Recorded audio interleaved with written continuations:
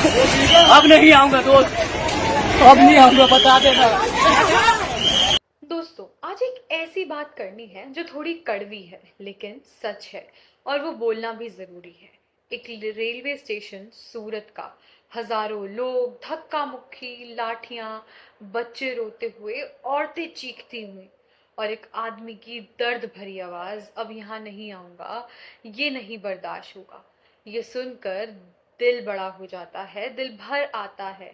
लेकिन रुकिए, अब जरा सोचिए, क्या ये पहली बार था और क्या ये आखिरी बार था? कोरोना, लॉकडाउन, यही लोग थे, यही चीखें, यही पाँव जो 100-100 किलोमीटर पैदल चल रहे थे अपने घर वापस जाने के लिए। तब भी कोई नहीं था उनके साथ, जब भी वो अकेले थे।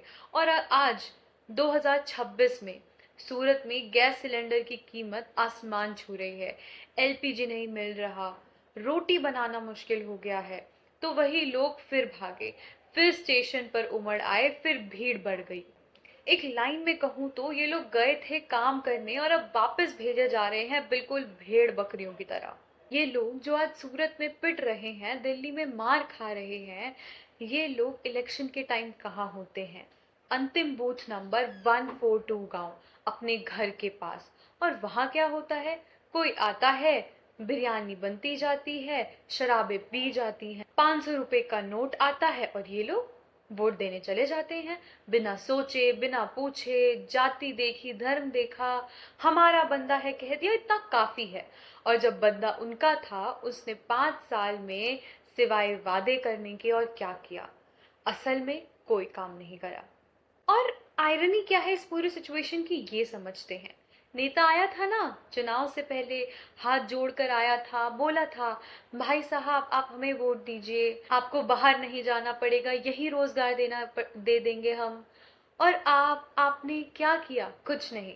अगर कुछ वोट ले लो फिर देखा जाएगा क्या होगा। फिर वोट गया, नेता जीत गया, और आप फिर सूरत आ गए, गुजरात आ गए, मुंबई आ गए, क्योंकि गांव में काम ही नहीं था। पहले भी नहीं था, आज भी नहीं है, ना 5 साल बाद शायद होगा। जब तक आप ये करते रहोगे और आप इस ट्रैप में फंसते रहोगे। मैं किसी एक पार्टी या किसी एक नेता को ब्लेम करके या उनको विलन बनाने की कोशिश नहीं करी। मैं बात कर रही हूँ इस सिस्टम की, जो जब तक नहीं बदलेगा, जब तक आप बदलने का नहीं सोचोगे। सोचो एक बार, अगर 50 करोड़ लोग जो इस देश के मजदूर हैं, किसान हैं, ड्राइवर हैं, प्लम्बर हैं, मिस्त्री हैं, अगर ये लोग सिर्फ एक चुनाव में उठकर पूछ लेंगे, मेरे गांव में स्कूल है क्या, मेरे गांव में हॉस्पिटल है क्या, पानी है क्या, रोड है, मेरी बेटी के लिए नौकरी कहाँ है, मेरा बेटे को यहाँ काम मिलेगा या नहीं, तो कोई भी नेता 500 का नोट देकर वोट नहीं खरीद पाएगा। लेकिन हम पूछते ही नहीं, हम बस 500 रुपए अपनी जेब में भर लेते हैं और 5 साल अपनी जिंदगी के दे देते हैं एक ऐसे इंसान को जिसको हमारी कोई परवाह ना पहले थी ना आगे कभी होगी। वो आदमी जो इस स्टेशन पर रोया, अब नहीं आऊंगा दोस्तों, वो गलत नहीं बोल रहा था, वो दर्द में था, वो थक चुका था। लेकिन मेरा दिल करता है कि मैं उससे पूछूं, भाई जब चुनाव था तब क्या हुआ था तेरे गांव में? गलती तब हुई थी, इस गलती की नींव तब रखी गई थी जब गलत इंसान को वोट दिया गया था। मैं ये नहीं कह रही कि सिस्टम ठीक है या गलत है, मैं ये नहीं कह रही कि सारे पॉलिटिशियन चोर है, मैं ये कह रही हूँ एक एजुकेटेड इंसान को वोट दो, सोच समझ कर वोट दो। सिर्फ एक वोट इतनी ताकत रखता है कि गांव की तकदीर बदल सकता है। तो अगली बार जब कोई नेता आए तो बिरयानी, शराब पीने की जगह या 500 रुपए में बिकने की जगह अपना वोट सोच समझ कर देना।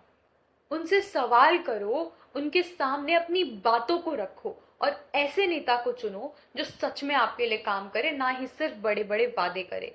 उस स्टेशन पे जब वो आदमी बैठकर ये कह रहा था कि अब नहीं आऊंगा, शायद वो सच बोल रहा था, शायद वो थक गया है। लेकिन हम नहीं थकेंगे, क्योंकि ये देश उनका भी उतना ही है जितना किसी भी नेता का है, किसी भी अमीर इंसान का है।